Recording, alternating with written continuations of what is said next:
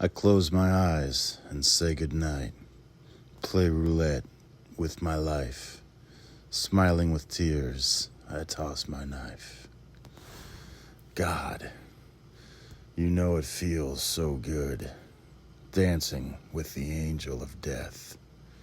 Just as crisp as glacier snow, drawing in my last breath. Not a problem in the world that won't be put to rest. Barebones by BRS, my beloved princess. What up, dudes and dudettes? It's Uncle Stitch. Today I wanted to talk about my BRS Barebones, my aluminum channeled BRS Barebones. So I have owned every single version of Barebones in my life. I am a old school flipper, so I was flipping before BRS came out.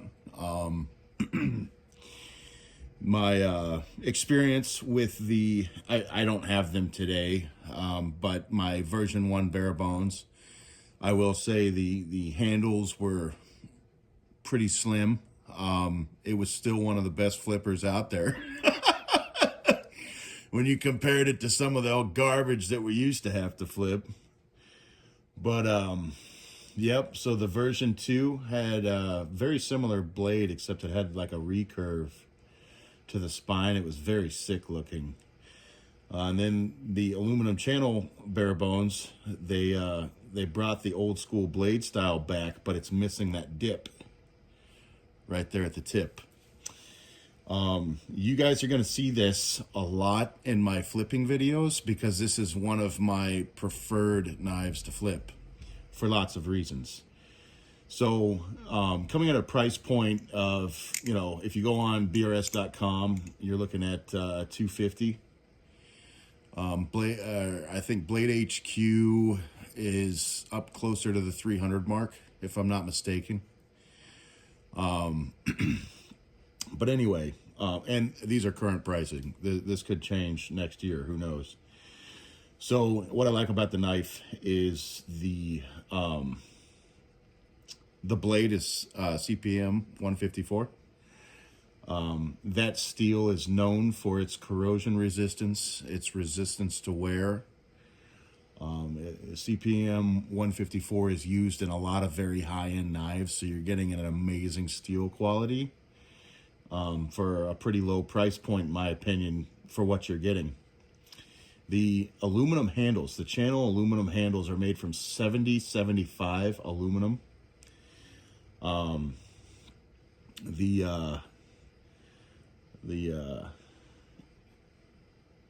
next one up from that, as far as aluminum is concerned, is 6061. But 7075 has a very high strength to weight ratio. That's why it's used a lot. Initially, before I purchased this knife, because of what Microtech Tachyon 3 was, it was a channeled aluminum handle. I put it off for a while because of what Microtech Tachyon was. It was a beautiful knife as far as the design, but as far as flippability, the unfortunate part was the blade was heavier than the handles were. So when you tried to chaplain with it, it would just fling right out of your hands. It's very hard for me to do this as low down to the ground as that without keeping it on screen. I'll leave the flipping to the videos. But so that's not at all the case with the BRS Barebones aluminum channeled Balisong. The handles are heavy enough that you can do basically whatever. And part of the reason why I like this knife so much is because of how light it is. It does not fatigue my hand as much, so that I can do maneuvers like scissoring, twirling, without getting too obnoxious. Without cramping up my hand so bad I can't do it anymore. which is the case for the Benchmade 62. But anyway, so yeah, that ricocheted against my hand. So one thing you'll know as a flipper, getting stabbed every single day, is how to absorb shock. And even though this is a sharp blade that I can very easily cut things with,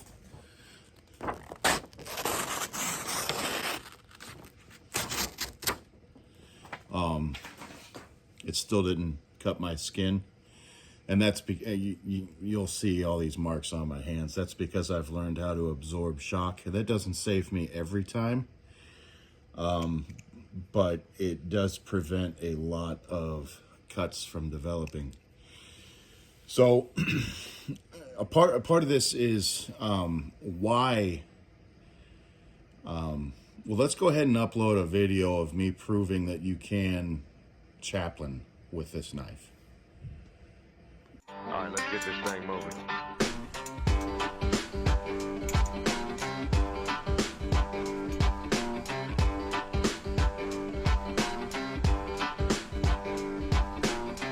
Don't care how long you go, how long you stay.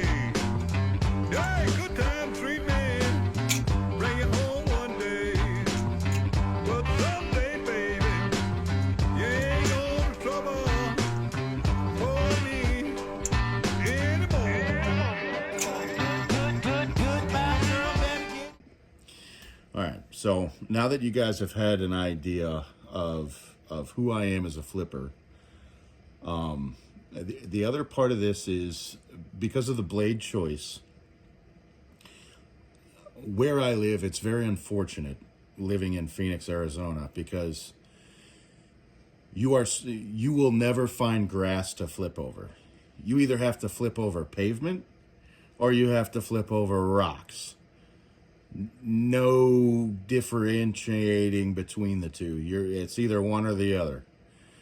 So, you know, as a outside flipper, CPM 154, because of its shock resistance, because of its wear resistance, its anti-corrosive issues, which we don't typically have down here in Arizona because the environment is excessively dry, which is good for knives anyway.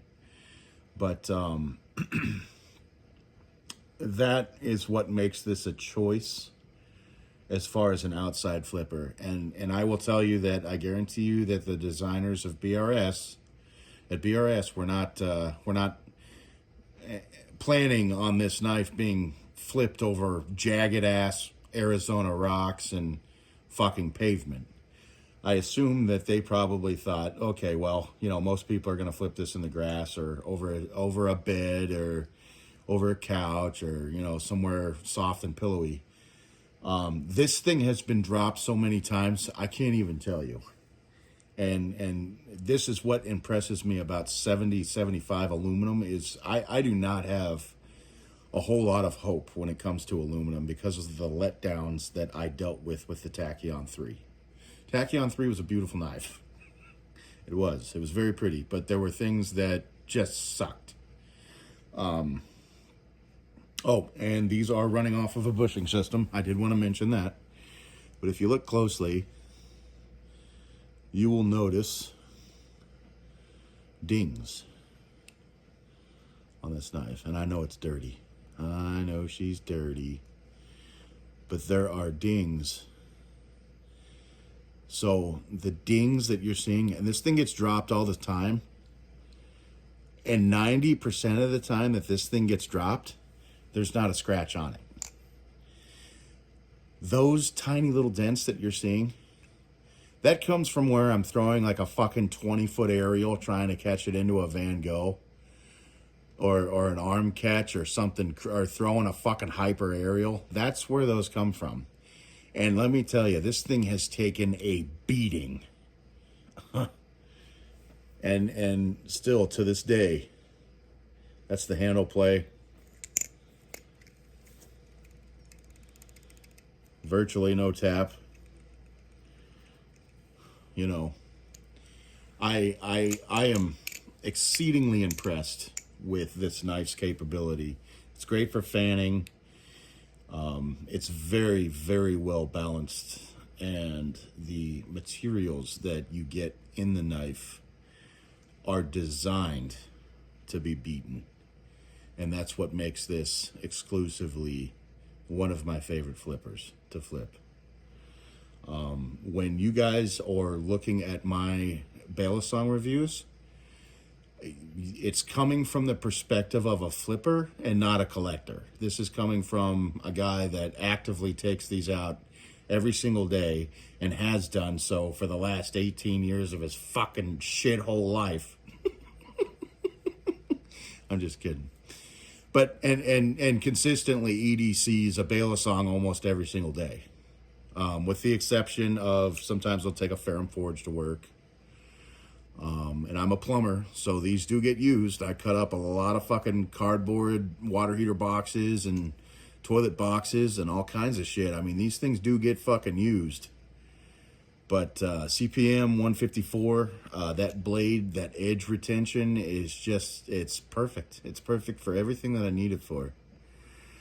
So, yeah, I would rate this, I would say probably a 9 out of 10 on my likability scale. And that's higher than a lot of designer knives. And this is coming in at a much, much lower price point. The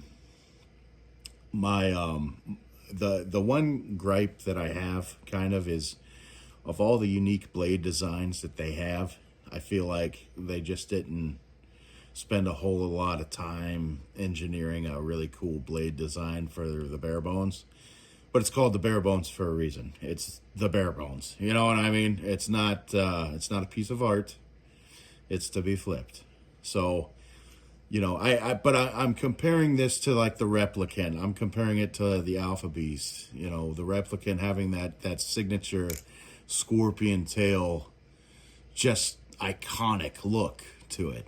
And I think the version 2 Barebones blade is probably one of the coolest Barebones blades that they produced. But I mean, other than that, other than just the design of the blade, I have no complaints about this knife at all.